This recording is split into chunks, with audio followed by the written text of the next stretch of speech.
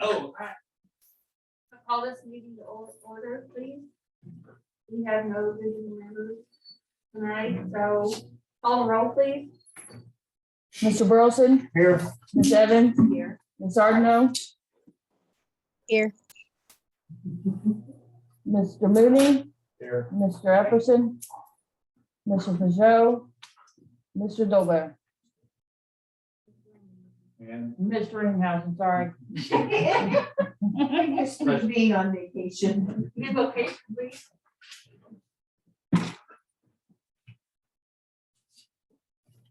Heavenly Father, we ask this, you be with us as we come tonight and help us make wise decisions. We ask you to watch over our world. It needs a lot of healing, the COVID, the various things that are going on throughout the world are quite frightening. We need your comfort at this time with those. We ask for help with our meeting again to make wise decisions. We ask these things in your son's name. Amen. Amen. Pledge of allegiance. Of the United States of America, and to the republic for which it stands, one nation, under God, indivisible, with liberty and justice for all.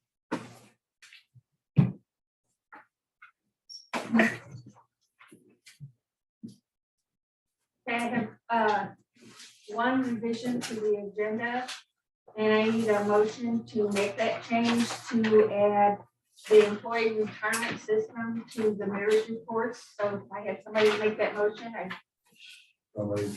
Second. any discussion?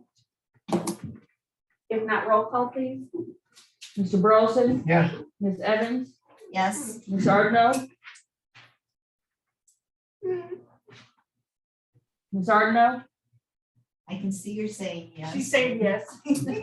Mr. Mooney, Yes. Mr. Epperson, Mr. Peugeot, Mr. Dolbear, Mr. Ringhausen. Next on the agenda is approval of the minutes for the December 22nd meeting. I'll make a motion to approve the minutes for the December 22nd, 2021 council meeting. Second. Any more discussion? If not, roll call, please. Mr. Burleson, Yes. Ms. Evans, Yes. Ms. Ardeno, Yes. Mr. Mooney, Yes. Mr. Epperson, Mr. Peugeot, Mr. Dolbear, Mr. Ringhausen. Yes. On the marriage report, like I said, we have the employee retirement system. And we have a resolution here that we need to sign. This is to Kelly and Dustin. The resolution, yeah, so that's what loggers, our employment company, a retirement company requires us to do. Take over. Sure, absolutely. You're struggling there, Cal. Okay, sorry. Okay. I should- With loggers, what's going on, we are trying to up our level of retirement for our employees. It is just the level above, we have not changed this since 2001. Yeah, I couldn't remember. We have not upped our level of our retirement since 2001. And they don't offer the level we're on. Right. If you go in new, we could be grandfathered in, but they, I mean, it's so low of a level that it's just not there anymore. So we are asking if we can up a level. And as part of the process we have to do is go through council to up a level. It does cost a little more, but we did build that into the budget. See, I thought we had voted on Well, we had voted to pursue it, but now we have to vote for the resolution. Yeah. Step by step. It's a long process to get it done. Okay, so I need a motion that allows me in memory to sign, and Sherry, I guess, to sign this resolution. If you would like me to read it, I will. I'll make a motion that we allow Mayor Smith and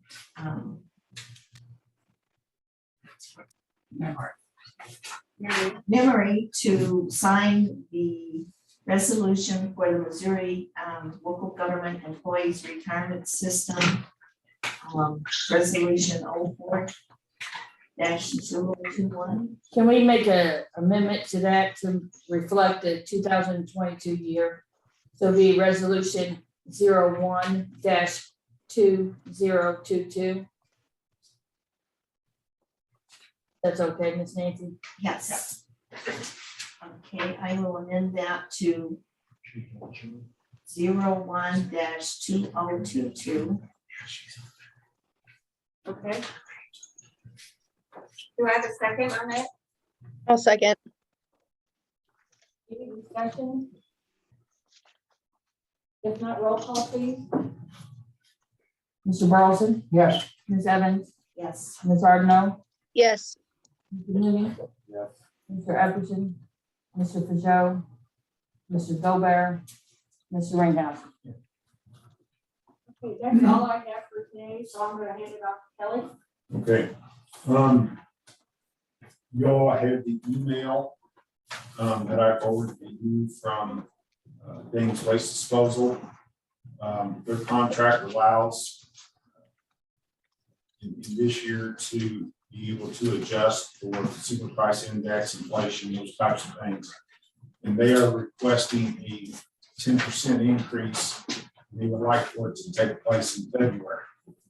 So it's the council's pleasure on what they want to do here.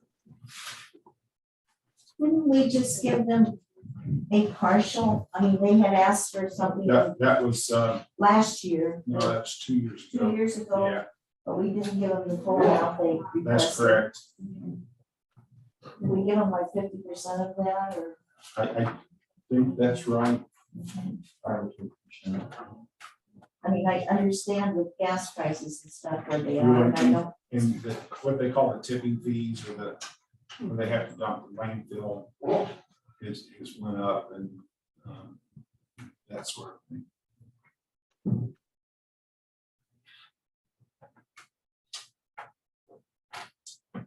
so basically the average dumpster fee is $10, right?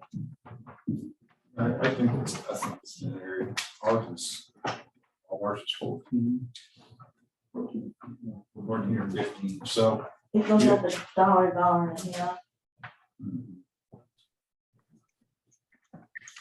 I don't. I have a fact.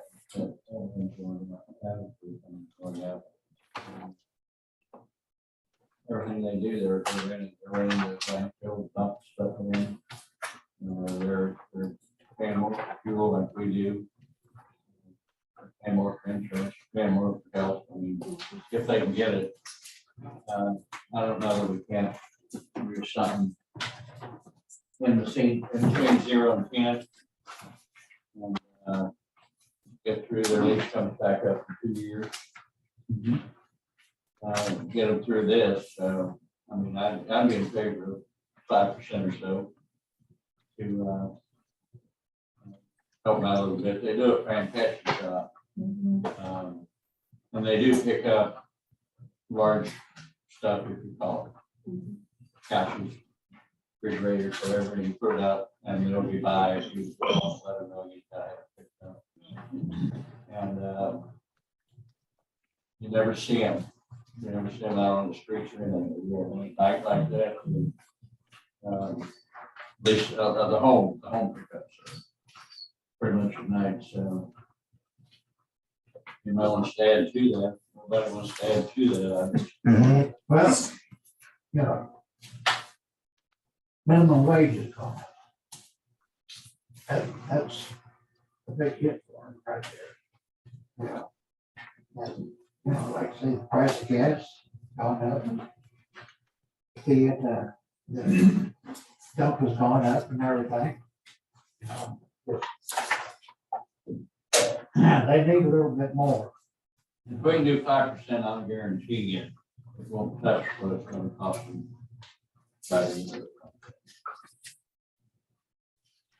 We'll give them a little bit more. 6 or 7, 8. it's up, it's up for discussion. Anybody else have any input on that? I'd be okay with that way.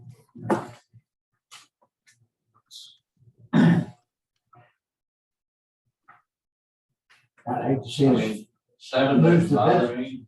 I thought we would get the budget too far the other way, but going, we're interested in 7, I'd make a motion for 7%. I'll agree. I'll go along with it. You want to second that, Dean? I'll second that. Any more discussion on it? Josh? Tiffany? Nancy? No. So, call the roll, please. Mr. Burleson? Yes. Ms. Evans? Yes. Ms. Ardino? yes, Mr. Mooney? Yeah. Mr. Everton? Mr. Pizarro? Mr. Dober? Mr. Ringhouse? Yes. So the second item on my list, we're not gonna have to address tonight, we may address it in February. Lindy's a little bit uncomfortable with how we've been doing our motions on our list purchase. I have to gather a little more information that if I do not have that information here tonight. So we may have to do a little house cleaning in February on that motion, but that's no big deal. And that's all that I have at this point. I got a question. On that 7% that we just passed. Was the one, will they kick back on this or? But, I don't know until I present it to them. Okay. They, in the past with some other companies, I've seen them do supporting documentation before. Where they say this is how much it's, fuels went up since this and tires and labor and all this. So what I sent you guys is all that he sent me. Yeah. And there was no documentation with it. And I don't know that this is a very fair counter proposal without having supporting documentation. Yeah, well, I'd be anxious to hear what they have to say about it. We will fire that off in the morning to them and I will share the response with everybody. I'm Okay. not happy with my back to 6. All right, then. Huh? Chief? I'll go let Corporal Turner do the monthly report. Okay. All right. For the month of December, and then we have a year total at the end. Rape, sodomy, and sexual assaults moved from 2 for the month of December, grand total of 6. Child sexual assaults and misconduct 1, moved a total of 4. Child abuse, neglect, kidnapping 2, raised a total of 17. Weapons offenses 1, raised it to 3. Domestic assault 1, raised it to 36. Elderly abuse 1, raised it to 4. Assault on law enforcement resisting arrest 2, raised it to 30. Burglary 1, raised it to 20. Fraud, forgery 2, raised it to 7. Stealing 3, raised it to 41. Property damage, property tampering 1, raised it to 11. Drugs, drug paraphernalia 2, raised it to 37. Driving while intoxicated 1, raised it to 5. Driving while suspended / revoked 3, raised it to 45. Warrant arrest 3, raised it to 60. For the misdemeanor offenses, domestic assault, protection order violations 3, raised it to 47. Assaults 1, raised it to 15. Stealing and shoplifting 2, raised it to 38. Fraud, forgery, scam 1, raised it to 4. Property damage, property tampering 2, raised it to 24. Drugs, marijuana, prescription, 2, raised it to 72. Illegal burning 1, raised it to 7. Ground while suspended, revoked, no license 4, raised it to 100. Animal control incidents 2, raised it to 115. Warrant arrest 8, raised it to 89. Traffic stops, it's 245 for the month of December, raised it to 2,797. 2 vehicle pursuits, raised it to 21. Careless and imprudent driving 4, raised it to 36. 93 speeding, 1,114 for the year. 17 stop signs, 242. Altering vehicle violations 4, raised it to 7. Registration license violations, 10, raise it to 283. No financial responsibility, 10, raise it to 192. Equipment violations, 4, raise it to 66. Parking violations, 0. Traffic accidents, 3, raise it to 41. Tow vehicles, 10, raise it to 134. Other calls and assistance with death scenes, 2 for the month, raise it to 19. Check welfare, 2, raise it to 45. Assist other agencies, 15, 118 for the year. And records request permits, 20, rated 249. Calls for the month of December was 593, for the year was 8,512. That will be the annual report for the end of 2021. So the January report will stop back at 0 in every category. That is the ending numbers for the year on the categories that we specifically track in the report itself. I have one question. Hopefully I got an answer.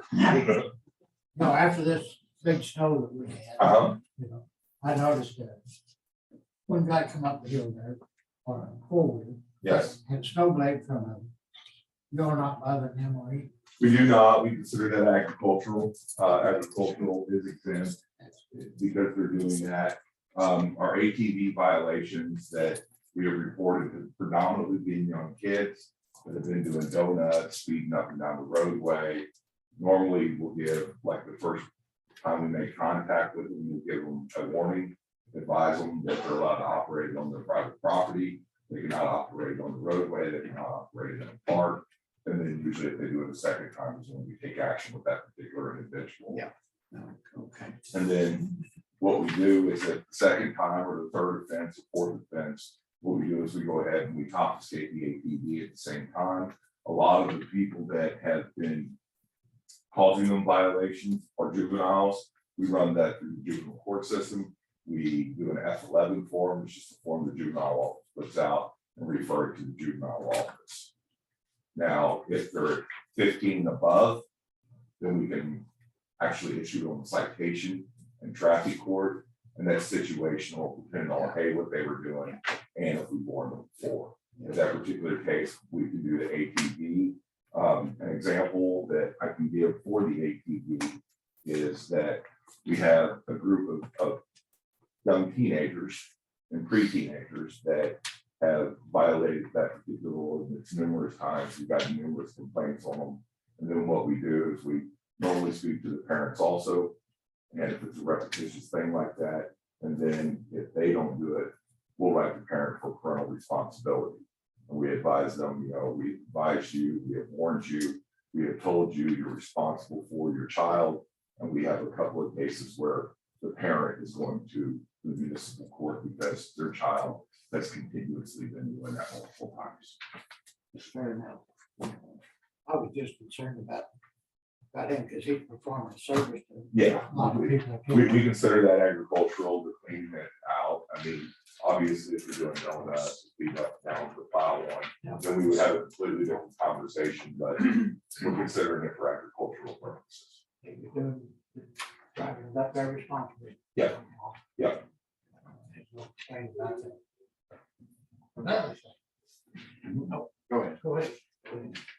So out of 41 traffic accidents, Yes. how many of those happened at the bridge? Do you have any idea? I can tell you that to my knowledge, and this goes from knowledge of my recollection of reviewing the reports for the year, we had one accident at the bridge. But predominantly, if we probably had to pick a hot spot, it would be more the Kelly Lane 54 area. And then we've had probably the second most is in 54, right at those intersections. Other than that, it's backing out of the parking lot, backing in, but the two biggest areas would probably be them two. I can only recall one incident of the bridge. Stop sign violation. Any of those at the bridge? Predominantly, most of them are at the bridge. I saw one the other day. They are coming across the bridge from Illinois. They're not stopping at that posted stop sign. Probably the biggest areas that we have stop sign violations are at 54 and 3rd right there. Yeah. And then also we have a lot of them in Bourbon, Georgia. This one here was going east. Yeah, but I mean, with the stop signs, we try to get, you know, people as much warning as we can, but them blind intersections, especially if you're talking like Georgia and Third Street. I mean, if you have a big truck coming down through there, they've already stopped and they started and somebody runs, it's almost impossible to see around the buildings sometimes. And then when you talk, the other location is predominantly 54. You can sit in the hen house and watch them just continuously. Yeah, that's where actually most of the officers probably set a couple hours a night, hour to 2 hours a night, depending on the caseload for that day. I had asked a while back about the 54 and Kelly Lane Yes. area out here. Mhm. And have you been able to follow up with MoDOT on that? Or- We have spoken with MoDOT, we don't got an answer yet. Regarding what? Lighting, Just anything. A flashing light, a change of the lanes out there, I think part of that problem is the lane thing. there is I mean, there's technically 3 lanes in that particular location, there is a turning lane that is utilized. And there is, of course, the traffic going both directions for the 2-way. Predominantly in that area, we set at a location on Kelly Lane. You know, we had numerous citizen complaints about the mileage that was going through there. It's not uncommon when we do set out on that 54 Kelly Lane area that they're 75, 80, even 90 mile an hour to go through there. A lot of them are big trucks. A lot of them are cars. We also had them where they were coming across Kelly Lane and just zipping right through there through 54. And when you count the rock bluff cutout, especially if somebody's exceeding the speed limit a little faster, it's hard to see that. And really, we're very fortunate we haven't had as many T-bones right through there as we could have had. But Guys at the truck. yeah, I was surprised at the trucks too. Probably probably the biggest violation that we've had for the commercial motor vehicles, the 18-wheelers themselves, is passing on the right-hand side. We have 4 incidents in the last couple of months where they passed a patrol car on the right-hand side. Obviously, you know, we've made contact with them and we issued them careless and improved driving. That's where you'll see quite a few of the CNIs that we wrote. What they need. Yeah, it's, we get up there and they're like, oh, can you do this? No, I'm sorry, buddy. You got a CNI coming. Yes, sir. Much of the through traffic on Kelly Lane Uh-huh. is side by sides and forward. Yes. And I don't know how many of them there are, but there's quite a few of them in that area down to the trailer. Mhm. When MoDOT was in, we normally try to keep the ditch in that corner cut up, clean up. Right. But the growth is so high, I can't get to it anymore. MoDOT was in cutting shrubs and stuff back, and I went and talked to them. They came down and cut that corner back quite a bit, and it was mainly for Jeff and the buses and the bigger trucks, because they're a little bit higher and they can't see up the road. So that helped that quite a bit. But I mean, from 7 in the morning till 8, people are getting out of bed and going to work. It's just nothing but a hot spot. And from 4:30 till 5:30, it's just amazing that more hasn't happened. Yes. And I will say predominantly, I would say if you were looking at a particular area in town, that has probably been where the most citations have been issued. And they are 15 to 30 mile an hour speed limit on the I average. think that the city could probably, I have no clue why the state hasn't said, you know, from 55 to 60 to 50 to 40 to 30. Right, for all progressing within down. a quarter of a mile there, it doesn't make good sense. I don't know if it would hurt to have the city, Kelly, send them a letter, at least have them come and explain to us why they do what they do, or. I can tell you that they have a engineering playbook that they go by as far as how the speed reductions go. And for, you know, grade of the road, site, that type of stuff.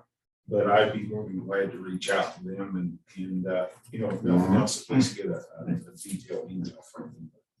I'll ask you to appear here.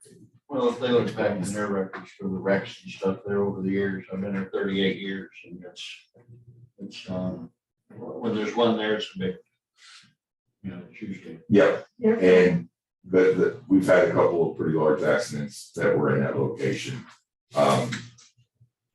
Right through that area, and I know everybody's aware of this, it goes from non-city limits to city limits, non-city limits to city limits. Our area is posted at 55 mile an hour through that predominant stretch. The state posters at 60.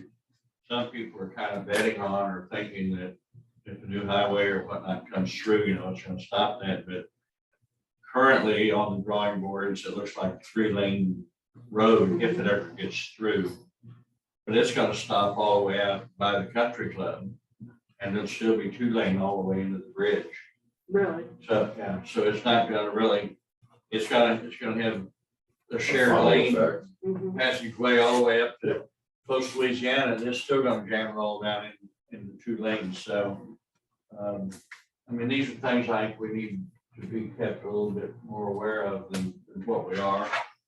Instead of them coming out with an announcement of what they're gonna do. You know. And of course, making contact with the drivers of the motor vehicles. I mean, the first words out of their mouth is like automatically, well, you know, it's 60. Well, their GPS goes back and forth, and the mileage on the GPS is not even admissible in court. At present time, at least. You don't write tickets for 65. We the 60 is not ours. And believe me, we wouldn't even write a ticket for 60 in our 55 mile an hour range. It usually picks up at about 15 mile And an the hour. Jake race is the same thing. Yes. I mean, your officers know that when they Yes. start on top of the hill or bottom of the hill. Mhm. When you come through the rock cut, Mhm. go down there, the city limit stops. Yes. That's where you kick the Jake brake on, and before it gets down there to the city limit sign, you cut it off. Yes, we have actually noticed the same thing. But I mean, our frequent motor vehicle operators that go through there, they know where the city limit signs is, and they know where it's not. And that does serve of somewhat of a problem. We go in, we go out, we go in, we go How out. about going north? Yes, both directions. Where's it stop going south? Well, if you're coming into town, it's roughly by the church before the 24-hour pumps. And then it cuts out right there on the other side of the 24-hour pumps. And then it goes out, that becomes out of city limits all the way up to about where Peacock is. And then it runs up roughly this side of the old maintenance shed. And then it runs all the way up. That's outside the city limits all the way up to where the old fireworks stand is. And then that puts city limits up all the way to halfway where the bridge is. Toward the river. Saying the sailors on the east side of the highway, going up past Brown's and up over the hill. Well, of course, the area on both sides would be city limits where the sign is posted. The breakage is in those sections of 54 that go both directions. And you're looking at Peacock to roughly, if you come in at Peacock, right, when you're coming into town, if you come in at Peacock, you'll run city limits all the way up from Peacock to roughly where the old state maintenance shed is. And then it goes out from there all the way up to the old Grubhub restaurant is with fireworks stand, and then city limits picks up again, and then it runs all the way up to technically halfway with the waterway of the bridge is. I don't know that the city wouldn't be. Part of that's in the city limits, part of it's out, and whatnot. I don't know why the city could not look into annexing that in. The city can annex so many feet each side of the highway. Well, As far out as they want to go. what the biggest problem is that Missouri has what they call a contingency compact, which means that you gotta have property on the sides that attach to the city and doesn't make an island. Now, MoDOT does allow for the local traffic engineer that you can present to them a safety issue. They have a long checklist that you can go by, and it's basically if you talk to the property owners that are adjacent to that area that would be affected, if you have to ask them, would you like to come into the city? you have to record the response, you have to submit that response to MoDOT. And if they don't want to come into the city, MoDOT, the local traffic engineer, does have the option of saying, we can give you the highway, but that land still will not be in. But it's a special process that has to be done. It's also a special process that has to be ran in the newspaper that you want to do it. It's definitely something that I would prefer to look at. I mean, I'm sure Kelly knows more about the nightmare of that situation. So you got places like Open Road going south. Yes, You go Yes. 3-4 miles out of those towns and they've got Yes. city limits all around. They've been able to do it. it's not impossible to do. I will say that. I've assisted in that in another agency that I was involved in. And they actually got a booklet on it, and you gotta follow their steps by the booklet. Step one, you gotta do this. You gotta advertise in 2 local newspapers, general circulation that you wanna do this. You have to run the ad, you gotta have the ad on file. Then they have a form letter that you send out to the property owners and saying, hey, you guys wanna come into the city.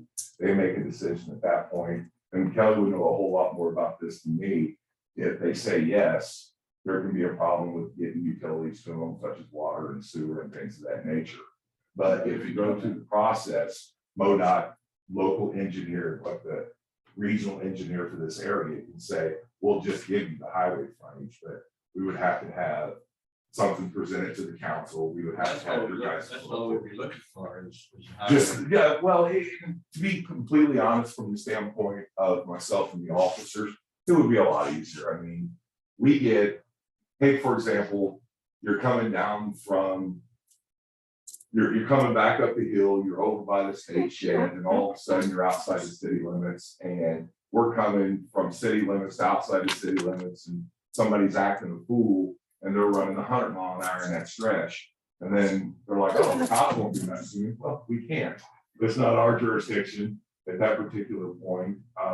Also, we've had incidents where there were traffic accidents that was on the non-city limit side. And I mean, you could almost reach out and be like, oh, I touched your accident.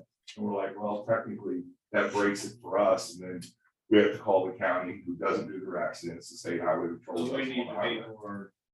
I can look at that and then get some more information. And then if Kelly is open to it, me and him can sit down and go through the packet. I mean, it is a possibility. I know it's a lot of work though. Well, there's some issues. I mean, we can look back into it. I think one of the big things is there's gonna be a spot or two through there that is, if you annex that highway, it's gonna create an Yeah, island. Island. An island. Yeah. and that's that contiguous compact is what they say through the state law. So, But- we could have some issues there. Where it's at, and I'm not giving you why we can't, I'm just saying.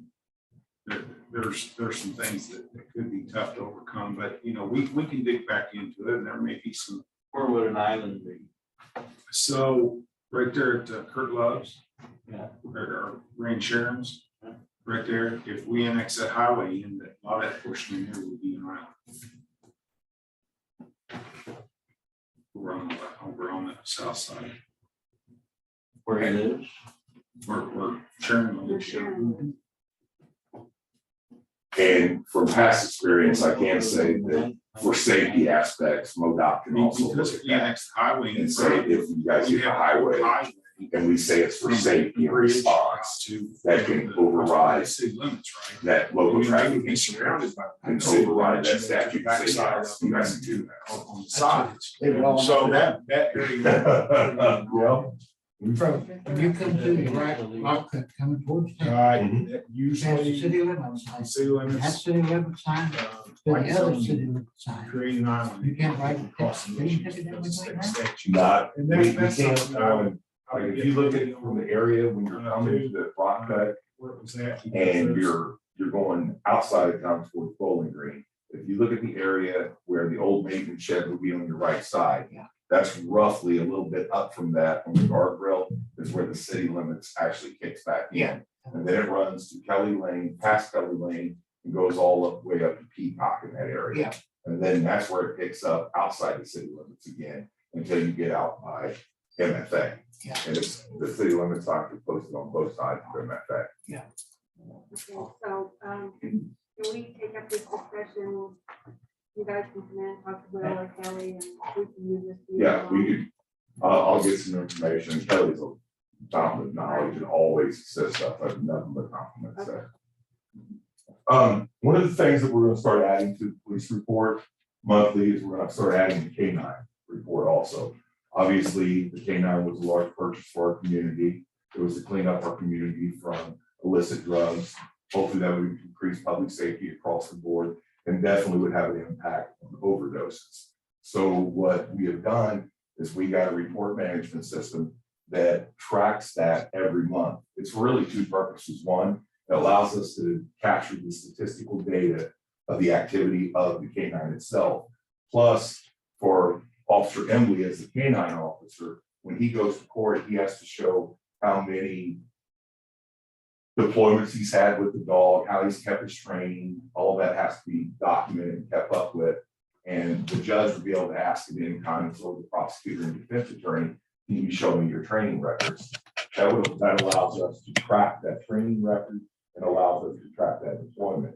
And also, I want you guys to think that all this money has been spent for this program. I want you guys to understand it's been a vital program so far, and it's been very successful for us. But you'll have a copy of the K-9 report that's in there that come out of that report management system that we utilize. And I'll turn that over to Officer Emily. And plus, we brought the Nadia, our K-9 animal in, so you guys can get a look at her. I know some have and some haven't. So, but she got a great disposition. If he doesn't put her in command mode, if he doesn't put her in command mode, she's a loving dog. Now, I can tell you, if he puts her in command mode, and I try to do that to her, she's going to eat my arm off. You know, and you know, probably the stupidest thing I did when we first got her, I just wanted to see how she would react. So I came up to Officer Emily and I actually pushed on him, and she went ballistic. I mean, they are very attached to one another. You can see. I can even tell you that the other K-9 teams that we have utilized with Illinois State Police, local, or the other trainers that have been in it, have been amazed how quickly that Officer Emily and our K-9 Nadia have bonded. I can say from personal experience, if he gets out of the car riding with him, she goes into like separation mode, starts to whine and cry, and then she'll watch him no matter where he walks. So, go ahead and do your report. All right, so we basically had her on the road for about a month now. She's done very well. She's alerted on some vehicles. She even hasn't alerted on vehicles. So it's a combination. If we suspect something, we can run her. If she doesn't alert, obviously we let her go. If she alerts, then we will do the search of the vehicle. Total deployments for the month is 11. Detections are 9. For 9 deployments, meaning we deployed her 9 times for narcotics. Out of that 11, 2 deployments have been on patrol. One of them led to an apprehension and arrest. The other one was a track. We actually had 2 tracks. That was before we got the system. Explain what a track is. So a track is where she's tracking suspects, people, someone that got lost, whatever. We use caution when you're looking for somebody that's lost in the woods versus a suspect. Because she's a full service dog, so it's a little more trickier working her like that versus letting her go on the lead. So you'll see it if you ever do. I'll be short leash like this versus a 20-foot lead, and just let her go out. Because if she goes out, she's looking for somebody. If she finds them, she's probably gonna find them. So we try to differentiate. If that's a felony apprehension, then we utilize that. So we just had one on Friday. That was an apprehension. It was a pursuit that happened. The guy tried to flee once he got out of the vehicle. I deployed the dog. She barked. He laid on the ground. So she's never been on it, but it doesn't take much. Usually, just a parking veil is there, so they usually comply with it. Out of the 9 deployments, I believe 5 of them were detection, where she had alerted on the vehicles. Every time that she alerted, she did find something. So on all 5 deployments that she alerted on, there was narcotics in the vehicle. She is not trained for certain things, so there are certain things that she may not detect that could think, oh, it was in the car. So she's, we just got our DEA stuff approved and she's with the DEA as well. So, For what it means by the DEA approval is that we have to request that we are allowed to hold illicit drugs in our possession. So the drugs that she is trained on, like heroin, cocaine, mushrooms, things of that nature, they give us basically a sample, a pure sample of each one of them items. And then we're required to keep them under lock and key, and the only two people that has access to them is the canine for usage. And then at the end of the month, I have to do an inventory of it to make sure we gotta weigh them out and make sure them drugs are kept in track. And then what we have to do is, for some reason, we drop them, whatever, we have to do the reports. But predominantly, what we got weighed in at, what they gave us is what they want to make sure we have at the end of the month. So you do get some cross contamination, just in training, if she's slobbering on it or whatever. That's just so we have to track all that. a lot of people wonder why we don't use like drugs out of the evidence room. They're like, well, you know, you got cocaine, you know, you got heroin, why would you have to go through the PEA? It's actually for safety of the animal itself. It can be contaminated. They could have cut that drug with something that might not detect the same way as a pure type of drug. And she could get where she was used to hitting on what they cut it with also, instead of the drug itself. So for training purposes, they give you a pure product of that illegal substance. That way, when she is trained and utilized and worked on that in training, we always know that she is hitting a directly purified concentration of that drug. So she will never give us a false alert because they put lighter fluid in it or cut it with, I don't know, oregano. One of the biggest concerns that we've had from one of the citizens that she was deployed on was that, oh, she's hitting on our food. I can tell you she doesn't hit on the food. I don't think she's ever had human food at all.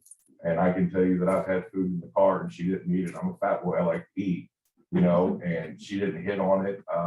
That's actually part of the training. Yep. They will actually put food in the box. She tries to go after it. Very, very, very strict diet. We keep her on the same food.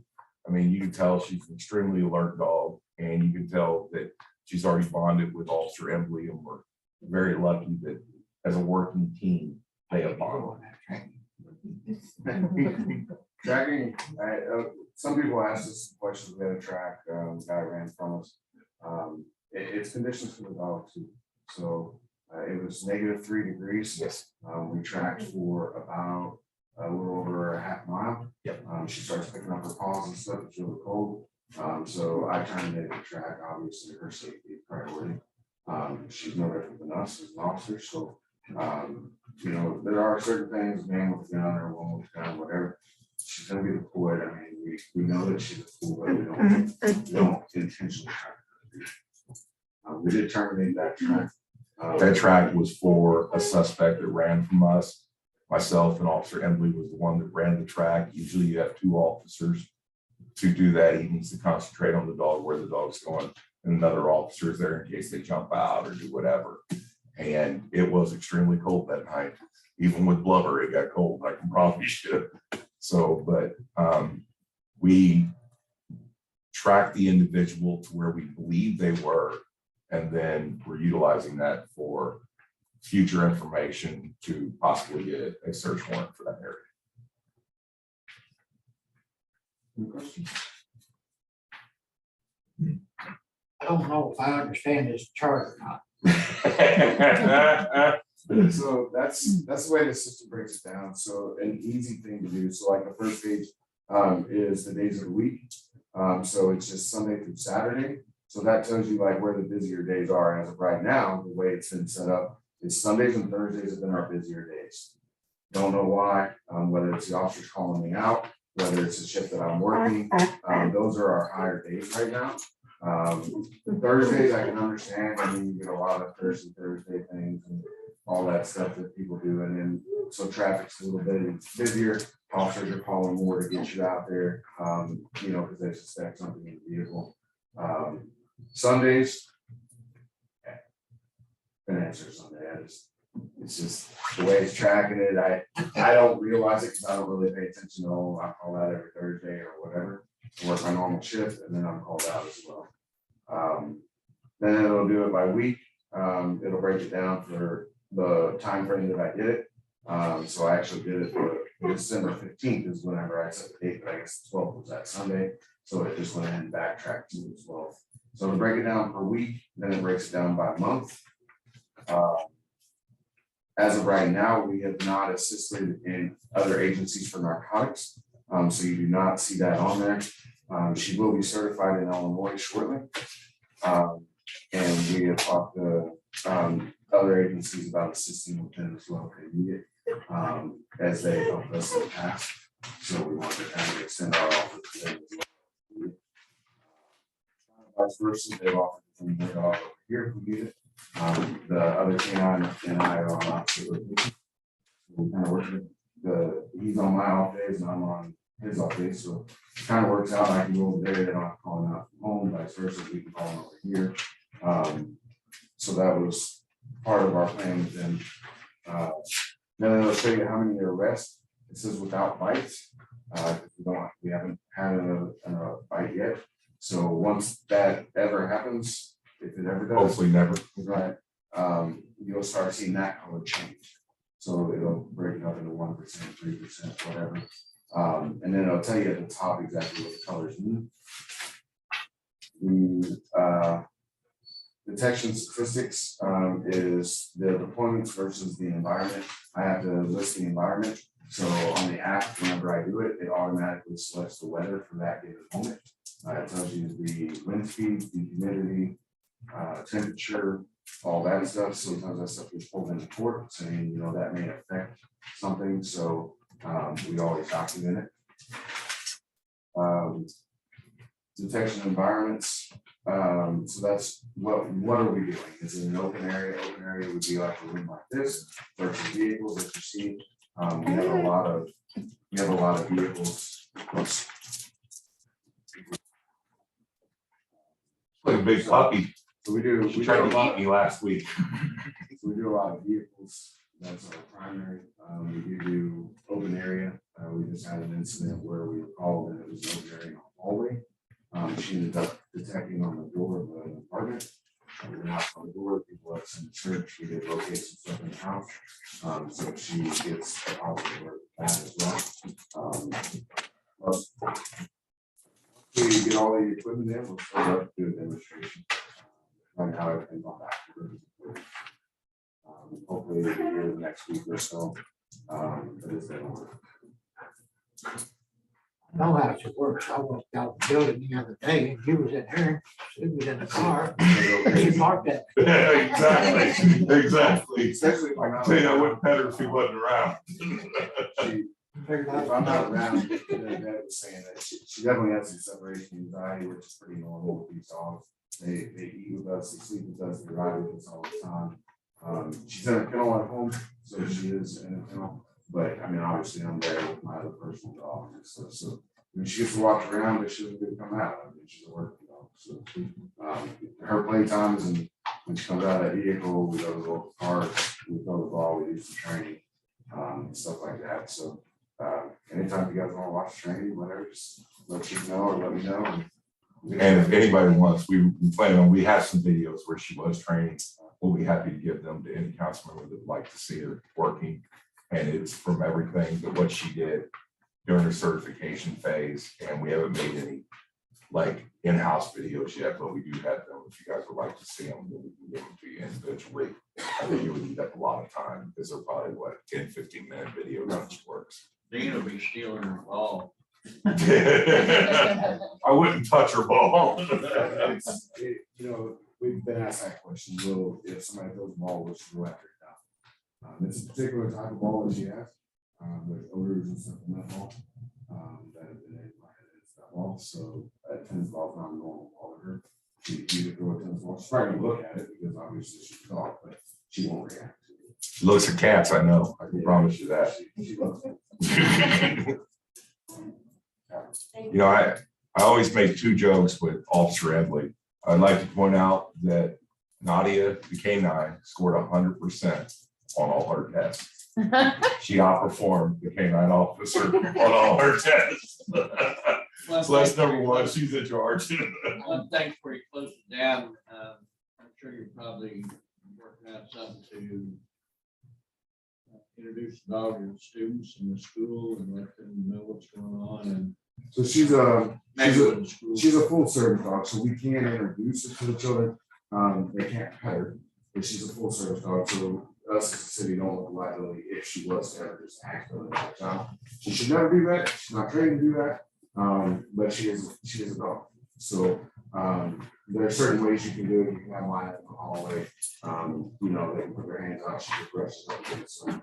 Awareness, is what I'm talking about. Yes. As long as the We students know do plan on doing that with the school. Yeah, so we've ordered, we want to do some demos, things like that, you know, talk to the school, maybe do it at the football field or something, so they're kind of up in the bleachers, of course, when it warms up. You know, do some things so that kids can kind of see what she does, how she does it. And then, of course, all of our equipment is still on that. And also, I mean, I take every opportunity I can brag on the officers because I'll say this, I've said it 100 times, I'll say it 1,000 more. We're very fortunate to have the officers that we have in Louisiana. They're hardworking, they're amazing people, they're good people. The integrity level, in my opinion, is unparalleled surrounding departments. Not saying they have bad, I'm just saying I think I got better. That's number one. And I will give this as a compliment to our K-9 team, meaning Nadia and Officer Embley. The Illinois State Police came over here. The Illinois State Police runs their K-9 dogs over there. They're very particular who they train with. By the time we were done talking to them, they offered to allow Officer Embley to take her over into Illinois. They're going to be the ones that certify her in Illinois in case we ever have to go across the river and help our friends across the river. And that is almost unheard of. That is almost unheard of. They were very impressed with the ability of Nadia, and they were extremely impressed with the knowledge and the ability and really the personality of Officer Embley. So that is how she's getting certified in Illinois also. I've got one more question. If she is utilized for another agency, Mhm. will that agency, will that payroll come from them or is that taken out of? It would depend. I mean, obviously, if it was narcotics all the time, they're calling her out, they're doing this, we could sign a contract with them that says, hey, if you utilize our dog, then you're gonna pay for the time. If they called him out for, you know, something further away, we could do the same thing. And they're like, no, you're gonna have to reimburse us because of the time. In general, we don't do that. And the reason being is, you know, let's take Pike County, for example, or Bowling Green, for example. These are probably our own relatives, our own friends, our own family, our own business owners, our own citizens, our patrons to the community. And if it's an emergency situation, Right. we're not worried about it. And then what you see in law enforcement a lot with K-9s is that the K-9 officers cross-train with each other. They utilize each other's equipment. They keep them fresh on each other's ideas. And usually that's where we sort of get our give and take back. We might have helped you in Bowling Green, but you know, this dog agency that has their own animal came in, we trained in the park or we trained in a thing. It's a lot of give and take. County in has general. their own. They do. It is not a full service dog. And I'll let you add anything else you want to that. To my knowledge, it's a single purpose dog that does drugs and tracking. I haven't ever seen it deployed on a bike situation. So I can't answer for him whether it's dog certified or not, but I've never seen it before. And I have seen it deployed on some narcotics before we got hurt, things like that. The dogs are kind of like mutual aid though in the fire. Yeah, so Illinois is a prime example. The two dogs that came over here to assist us with the issue that we had, they deployed them all the way from Springfield, Illinois, the state capital. And those dogs responded here and never charged us a dime. You know, we offered, they were like, absolutely not, that's just what agencies do, we work together. And that's when the offer came out, with, look, you can come over here, we'll do the training for free.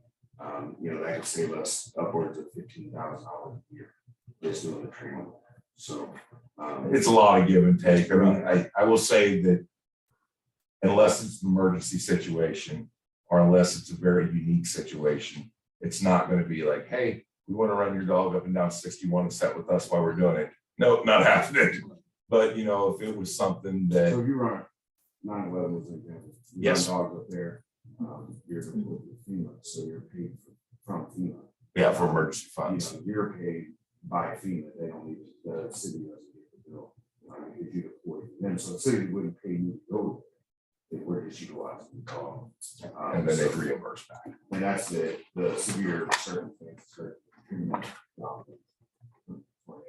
Search dogs. So they get paid for FEMA, so it's not really- Well, she's had numerous successful deployments and incidents where she's already found drugs and convictions are being sought now. So I can tell you she hit the ground running. And I can tell you that it's already making our community safe. At least in my opinion, it is, because the more narcotics that we can get out of the area, the safer our children are, the safer we are, the safer everyone is. They're not cheap though, I will say that.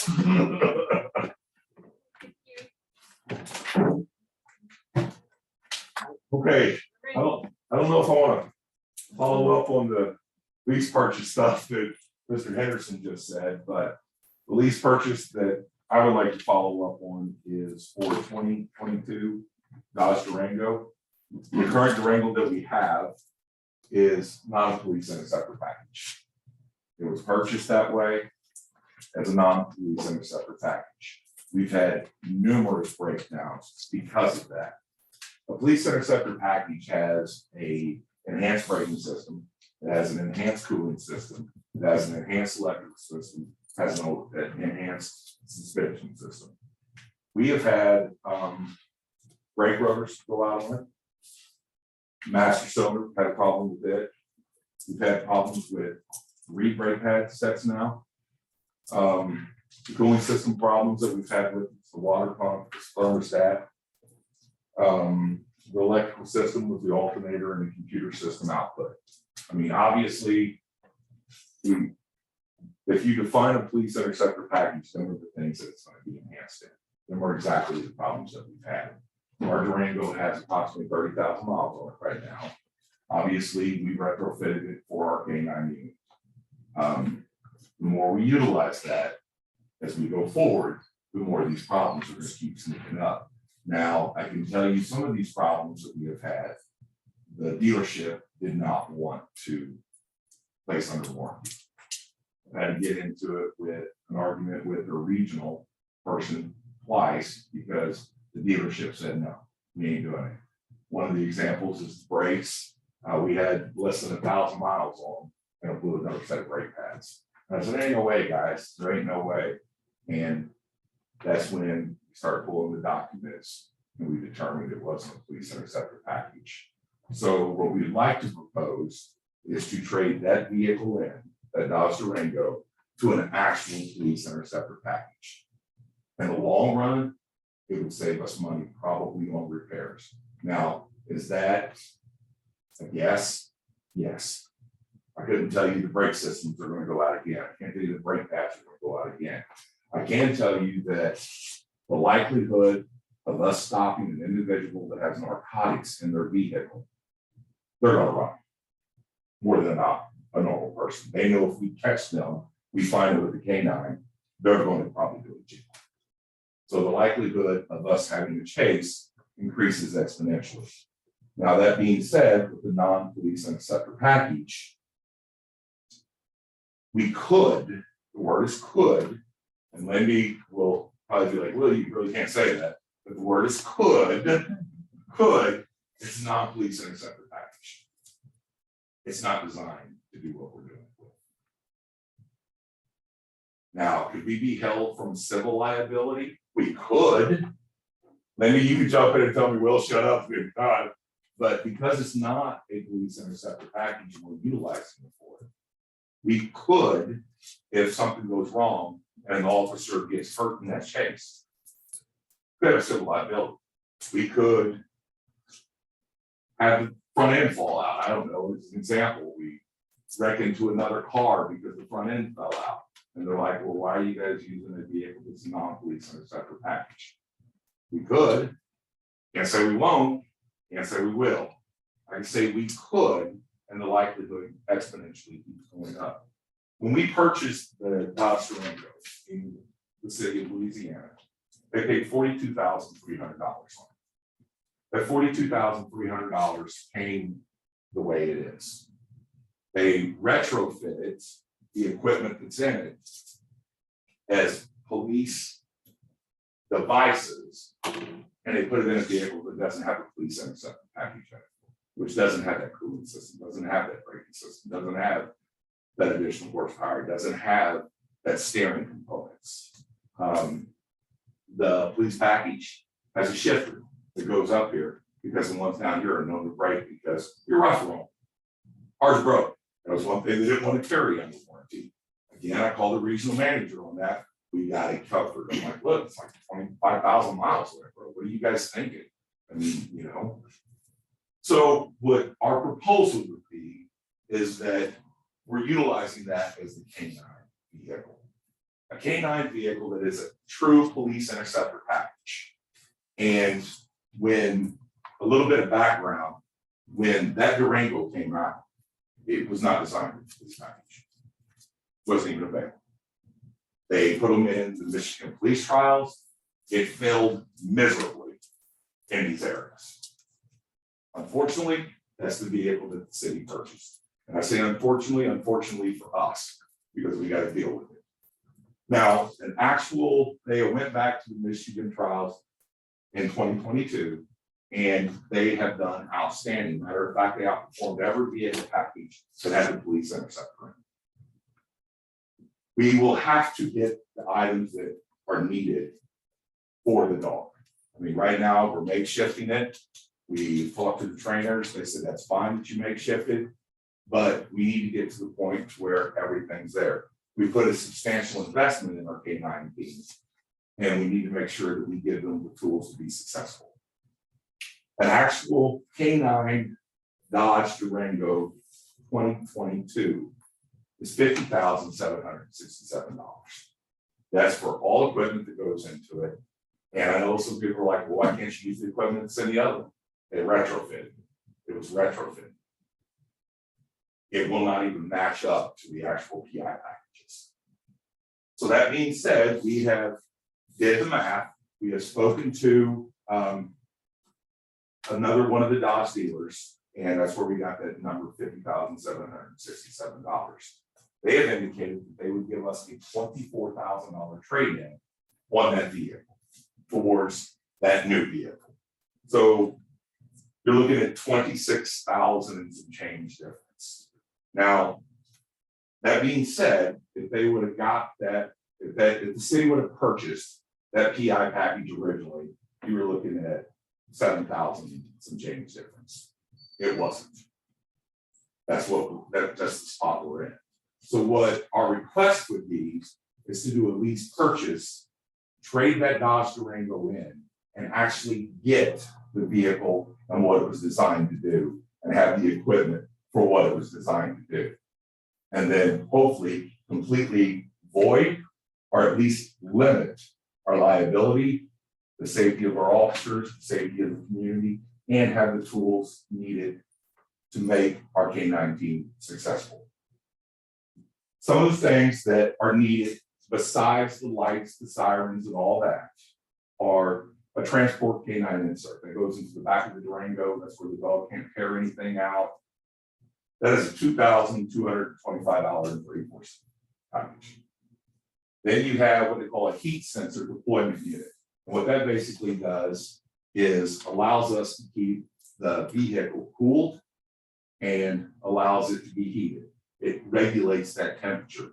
That way, obviously, if Officer Emily's on patrol and he gets out and he goes into a house for say 40 minutes, 45 minutes, he's working a case, and the animal's outside of the vehicle, it's not dying of heat exhaustion. And it's not freezing to death, you know? And if it, like, something happens with that heating system, if something happens with that cooling system, it sends an alarm to Officer Emily. He knows, well, I gotta get outside and find out what's going on. I gotta make sure the animal's safe. The next thing is $739.84, and that's a rapid deployment sensor. What that rapid deployment sensor is let's say that Officer Emily is roadside and he's working a traffic stop, or he's dealing with a bad guy in a house, or he's in the yard and he gets into a fight. He would be able to push a button, that door automatically opens, and that dog can run straight out of that vehicle. It's an automatic backup officer. Again, I'm not saying that it will happen, but in case it does, we want to be prepared. Insurance. Yeah, You said that stuff would be included in that. yeah, in that $50,767. Another thing that is the installation kit to put the stuff in. It's $258.01. And then we talked earlier about that DEA drugs that we're given to train our animal with, to train our canine with. We don't just leave it in a car, you know, they're in jars. We don't want somebody to come in and bust it, and DEA gives us a standard for us to have. And what they recommend is a drug safe for DEA training drugs. So what would happen is them drugs would always be locked up in that safe. They're not, you know, accessible by anyone but Officer Emily. And they're only accessible for him when he's training. And then he's got to put them back. And then, like I said earlier, as a police chief, I got to sign off that he weighed the drugs, they're still there. I got to give him a certification for it. But it's a way to secure them drugs inside the vehicle, and they will always be there, because obviously, if he's training with the canine somewhere, he needs the drugs. He's not going to check them out daily from me, or check them out from us. He'll have them in the vehicle and they're secured safe. It also stops if he goes in and gets a soda, goes to the restroom or whatever. I mean, obviously, they put a rock through the window. That dog's probably going to eat. Let's just say it the way it is. But depending on where they're sitting in that vehicle, if they're unsecured, let's say he takes her out for a walk and, you know, walks through the park to give her some exercise, and he leaves this vehicle parked in the parking lot, and they smash it. Now we got jars full of heroin, we got jars full of cocaine and every other illicit drug there is that we utilize for training. The cost of that safe is $222.68. And then they indicate that there should be a cooling fan on that animal.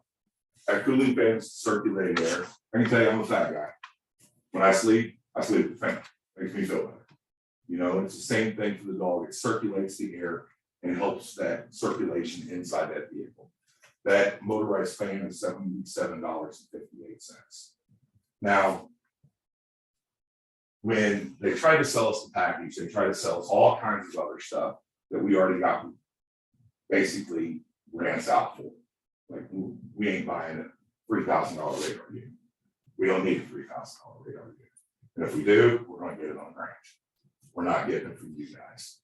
And then we picked the other items that we did not need. And then we told them, okay, well, you know, when we use our lights, problem is that police interceptor, true police interceptor, is 3 inches bigger on each side.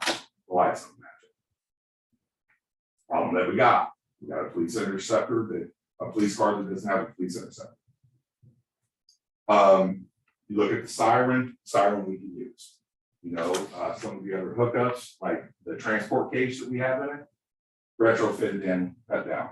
It won't fit in a true police interceptor package. So we have a vehicle. The vehicle's not what we need. And we're trying to get to the vehicle we do need. Now, that $50,767, and then that $24,000, what my recommendation would be, we do that on a lease purchase over an 8-year period.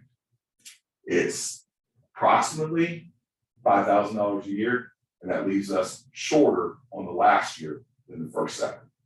Now, I would recommend, and I would beg, that obviously our budget has a expenditure cost and it has a revenue side.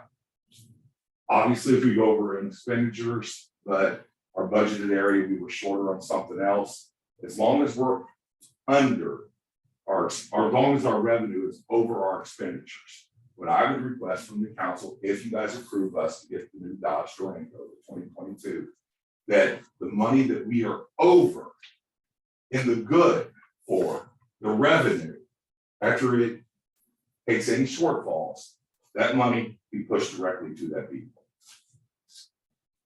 I don't know how long that would take to do, doing the calculations, thinking around 2 years. That would be over our lease purchase. That way, if we're in an 8-year contract for lease purchase, hopefully with that, we could pay it off in 2. And then this conversation would be moved because the other 6 years, we replaced the vehicle we needed to replace, and we got it out of the fleet because it's not a police interceptor. How many vehicles have you got that's listed 8 years besides the old rig? The Impala, that's it. You know, and And 8 years, is a little bit of a stretch on. well, what we're Well, looking I at though, think the thing is that currently in the PD budget, yes, it's set up where it's at right now, that they could do that and not change their budget. They're gonna pay for it now, pay for it later. Well, what I'm saying is, you know, there's 5,000 something's already set there for lease purchase principal and, $300-400 set for lease purchase interest. And I think Well, that's that's that there we got now. right, but I mean, that's what's set in the budget, and I think we'll derive those numbers from what he already had. How much Right. longer is there on the other lease purchase side? One we got now, 2 years, 2 years left. 2 years left. We were paying it in March of this year, in Mark, March. we would roll that over and, actually save money. And hopefully what the goal would be, and it's projected revenue to projected expenses. Obviously, everybody in here knows the budget better than me, I'm sure. What it is, if we got, you know, and I'm throwing numbers out here, they have nothing to do with the budget, I'm just throwing them out. If we're projected to spend $100,000 and we're projected, because of that $100,000, it's covered by the $100,000. But whatever it's through, the police department is lower on its expenditures in certain areas, which traditionally, for the last year, we have been. That money that is over, we would automatically, we don't want to buy anything with it, we slam it straight to the cost of that vehicle, and it comes off. And hopefully we would pay it off early doing that, and therefore, that would still fall within to what the budget we have is. Our goal is not to ask for more, our goal is to get the equipment needed and to make sure that we limit the liability for the city across the board. So, the Durango that we currently have, the same one that we proposed to allow the school officer. Yes. Yes. What would we be doing with that? Well, what we did with the contract for the SRO, we indicated to the school board that if we were to enter into a contract with an SRO, they would pay the benefits and the salary of that SRO officer. In addition to that, we said that you would have to supply a vehicle. That was what the contract said. Because that was the vehicle that we had at the time. That was the newest vehicle. That was a vehicle that would beat up for what it was. We could put decals on it for the better of the school. We said, okay, what we'll do is, this is what we gave for this vehicle. You guys give us 75% of this vehicle, it becomes an SRO. What we have discussed with the school is still the same thing. It's just not that vehicle. We gave them a 25% discount on that. In the proposal, we gave them a 25% discount on that vehicle because we had used it. And we said, look, you'll give us back the purchase price minus 25%. What we would do with when the new superintendent comes in, because that's what the school wanted to wait for, it's still the same contract. We're saying you guys have to supply the vehicle. What would happen is we would go to the state bid, we'd look it up, and we'd say, okay, a brand new vehicle is $26,000 if you want a car. If you guys would like to have an SUV, you know, it's $42,300 with this, what you guys need. And then we would say, not catching the contracts. We're not supplying the car. And if they said no, we'd walk away from the contract. I mean, obviously, the police department's responsibility is for the protection of our citizens. They're waiting until the new. Superintendent. But did you just sign a contract for 2 years? I The new superintendent, Superintendent got that, did you sign the contract this year? if he did, I do not know about that. I thought he was going to Clough and Well, school this year. I know that, but you might have signed a new contract, they were gonna give you a new contract. I could find that information out, I'm not aware of it now. Doesn't matter, I mean, it is. But it would be the same thing, if they agreed, we would say, okay, where we said that this was our purchase price, and let's just throw a number out there, you're giving us $31,000 for a vehicle. If we did that, and they agreed with it, in the future, we'd be like, okay, you're still getting a vehicle. It's basically donated to the city, you guys are paying for it, we're utilizing that vehicle only for the SRO program. But you're paying for it if you want the SRO program, because we cannot afford that cost. So it'd be a different vehicle, basically. I don't think I'll ever. No, because the contract was not signed, so it's void.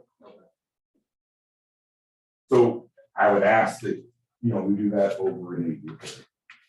One of these purchases. When is the new cars coming out? And We actually, they're out right now, the 2022s are out right now, obviously.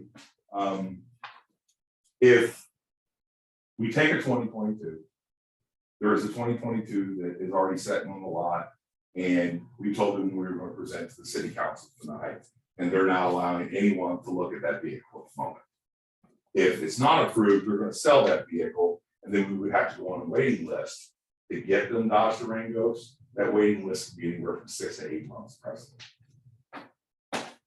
And that one's already set up for the, It's set up with the police interceptor package. And then what would happen is we would have to have the dog canine package inserted into it. And that's in the price with installation and all the items needed.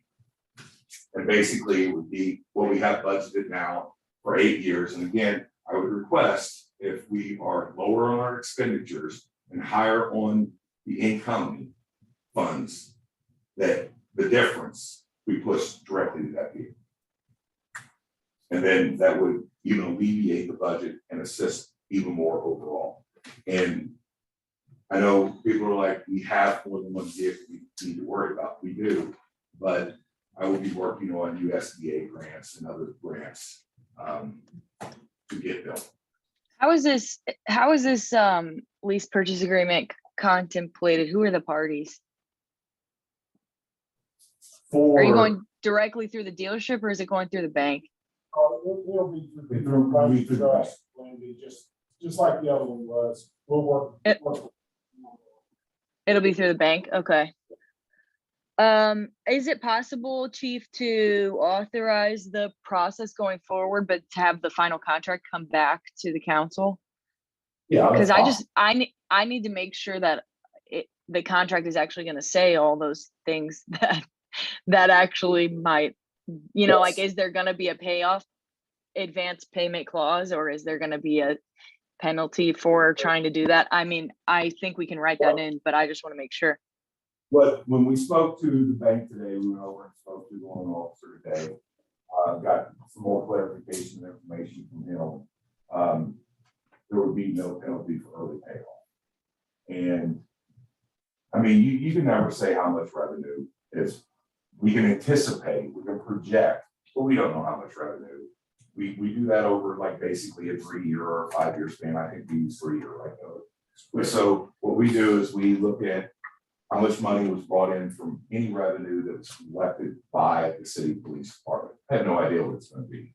That's why we use that 3-year historical data and we utilize it and say, this is more likely what we'll bring in this category. This is what this category would bring in. I mean, we as a police department charge to serve papers for attorneys.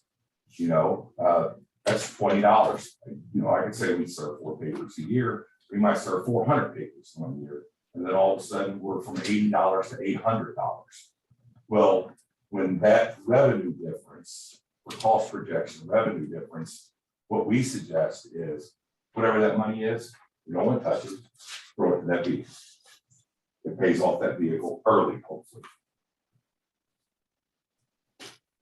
and basically the next 2 years is the same $5,000. It's what's already in the budget line. Yeah, it's already in the budget line. And then what we would do is basically extend that out for years. And if I'm misspeaking, please. Well, I think what's safe, and I don't want to mislead anybody. I think what's safe to say is that amount that's in there now would be a minimum that should be in next year's budget. But there's a possibility that that line item could grow. You know, that if working and putting together the budget, just, I'm gonna throw out something, say you decide to cut part-time down by $8,000 a year. Well, that might be a spot that he would want to pay that $8,000 a year, because when you stop thinking about it, you know, buying a vehicle on an 8-year deal, and he's got, you know, 4 or 5 vehicles, we can't stretch it out that far, you know, wherever he's got other vehicles to do too. So that may be something that's looked at. Yes, yes, sir. Yeah. But this was a way for us to bring it in front of you guys, give a logical funding of what it is, and not say, I want a $200,000 tank, I want a $500,000 tank. It was something that we know we need, and we wanted to come in with very conservative funding for it, that we know we can meet, and we're already at. I'd like to make a motion that we get the paperwork, get the contract on a new one, and let us review that before we make the final decision. I was gonna say, yeah, that's. Or can she come into the next special meeting next week, or can he get the contract before then? I know, they say what's gonna be on, it's the same thing she just said, she'd like to see it writing while we're getting all this other stuff. Well, we have them in writing. We have them in writing. We have the products that come with it in writing, off the invoice. So if you want to say the invoice is the contract, I think Lindy was referring more to the bank end, correct, Lindy? Yeah, but I think the council should have the opportunity to look at the contract as well. At the purchase contract or the lease purchase contract? I'm sorry, say that again? So, which set of documents are you wanting? Are you wanting the lease purchase, the financing contract from the bank? Or are you wanting the agreement papers from the dealership and the equipment dealer? Are you wanting both sets?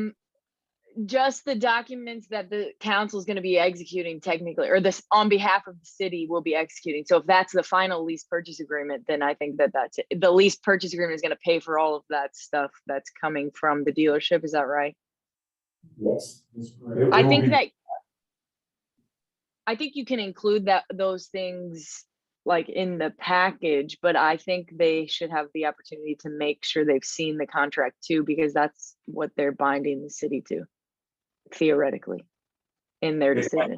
And I'm not disagreeing, but we might as well go ahead and take it off the table then, because they're not gonna hold the vehicle and we're already. Yeah, they're not gonna hold the vehicle. That's what the problem comes Six, at. 8 months. Well, that's a problem waiting until the night, like before, we gotta get it ordered to even bring it up. It's not that we waited, it's that we've actually had a lot more problems with the Durango that we presently have.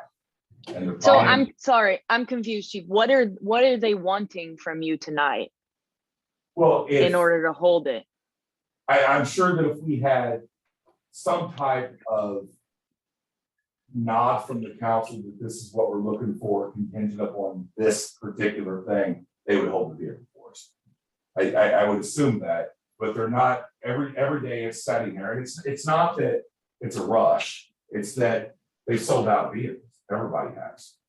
They'll come Sure. out- So I mean, if the council would authorize you to start the process, given those terms that you just listed out, and then bring the contract back maybe for a special meeting if we have to, or just the next February meeting to finalize, do you think that would be fine? If they if they authorize you to go forward with negotiations or whatever? Why don't we do And this? Why don't we think about this?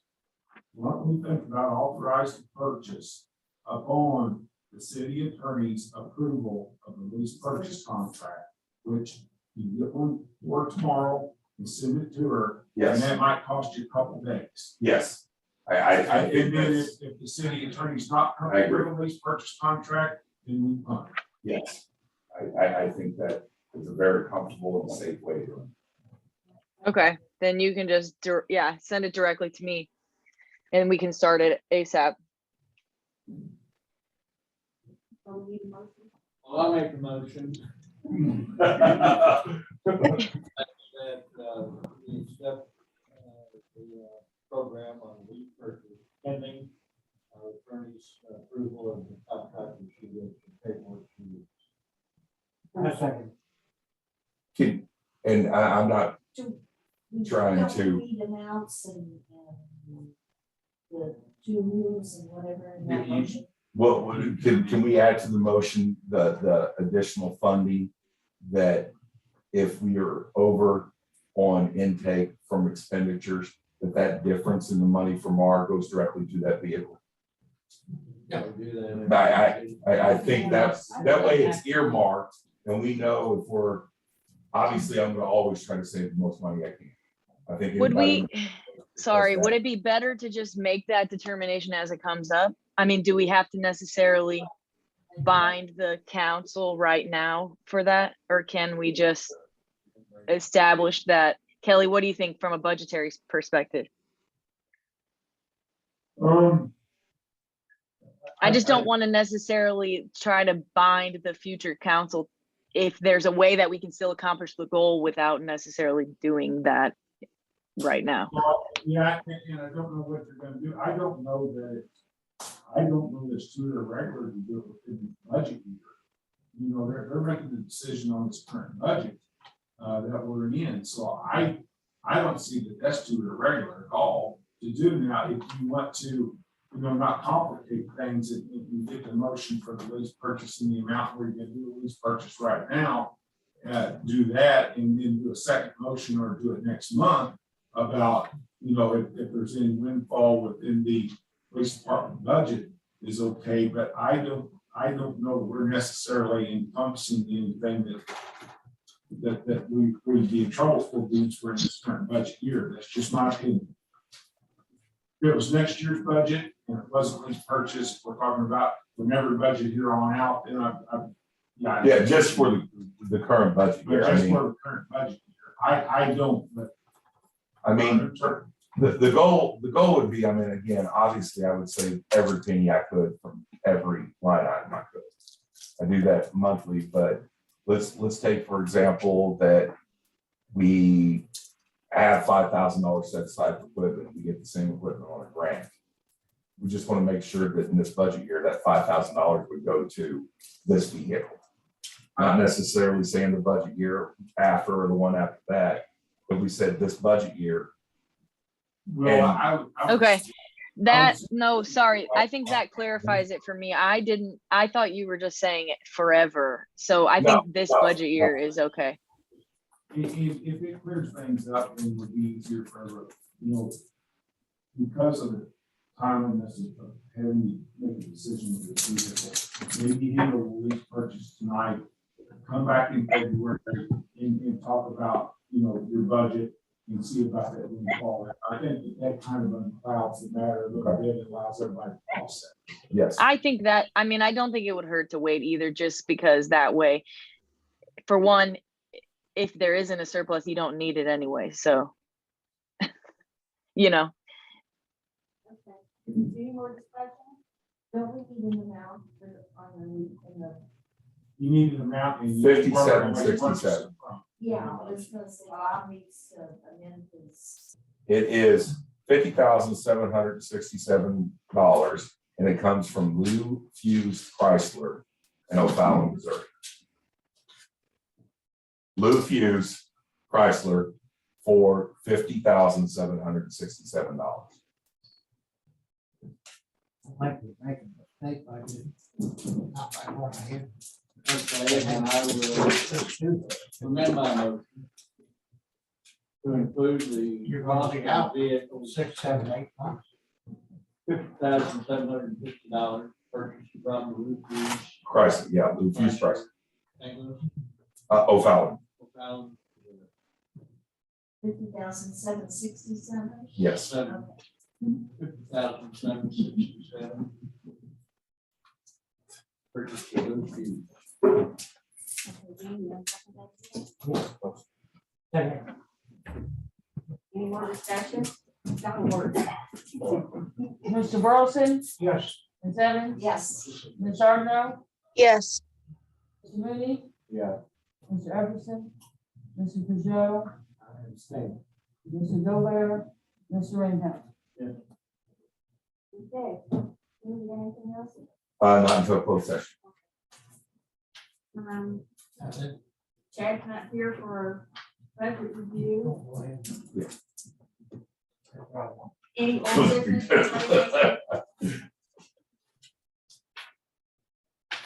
Let's see, new business? Or miscellaneous business? Did we have an update on the ordinance committee meeting? Otherwise, I could. We had a meeting this week on billboards and community cats. I'm not sure we can do much without planning and zoning commission. We're looking into that this month. We may also be having a meeting looking at the proposed site where the billboard would be going. Trying to do a field trip, get people out there to see it, start people out there to see it, talk about it on site. And then the other thing is the community cats. We're discussing getting some more powers for animal control officers to be able to capture them if they are active nuisance to somebody. Maybe give some contradictions out and see how we can proceed to make it a little more a better balance for the city. That's what I hear. They don't bother me. But they're around. They bother me. A lot of people say they're all over. I don't know, we got one or two and they don't do much. on our property. They're starting counting people know. Yeah, so we're gonna work on trying to get rid of the contradictions and give them more power to the city act. that's the main thing is the contradictions between the community cat ordinance and the rest of the ordinances that we have to clear up. Other than that, I mean, they're not all bad. We need to quit dragging our feet on the billboard. Because people gonna get tired of billboards. Good, they need to go away. No, they don't. Yes, We they- need that. Who have billboard. you talked to? I I've talked talked to to about a 15 different person. people. Let's not do that. Yes. Yeah, I know. Please. You guys can discuss it after the meeting. That billboard would be a great asset to our community. Any media clarification? No. We're going to consider a closed session, but we're going to take a 5-minute break. Should we do that before, Lindy? Yeah, you can take a break before. That's fine. Okay, we're going to take a 5-minute break and then we'll go move into. Well, just tell me. I know.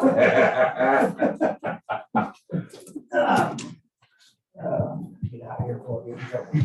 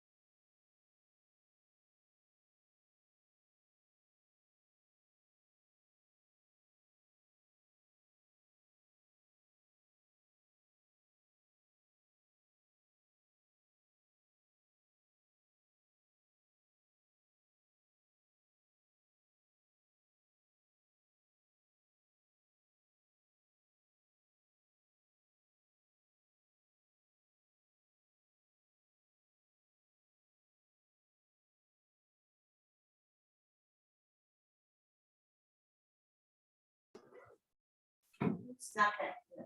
You have Ooh, the You thing wouldn't to read go, to go in, either one of you, What? to go into closed session. Want me to read the thing? Nancy, it's on the agenda. Yeah, Oh, I can, I put it consideration of a motion to go into Yeah. closed session.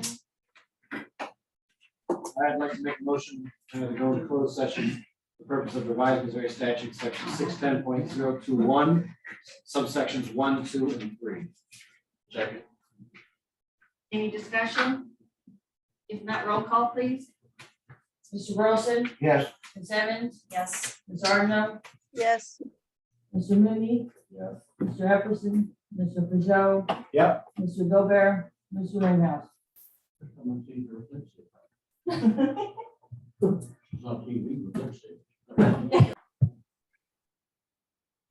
Sorry, can you say that again? I couldn't hear. We have to take any action relating to the closed session items here in open session? Oh, no, I don't think you have to. You can All right. adjourn. I make a motion to adjourn. Call the roll, please. Ms. Peugeot? Yeah. Did you make the motion or Yeah. second? That was me. Who second? Nancy second. I'm sure anybody else would be happy to make it. Okay, Mr. Burleson, Yes. Ms. Evans, Yes. Ms. Arno, Yes. Mr. Mooney, Yeah. Mr. Epperson, Mr. Peugeot. Yeah. Mr. Gobert, Mr. Ringhouse. Yes. Thanks for letting me adjourn that one. Bye, everyone. Bye, Have a good day. Bye, everyone. later. I have told you.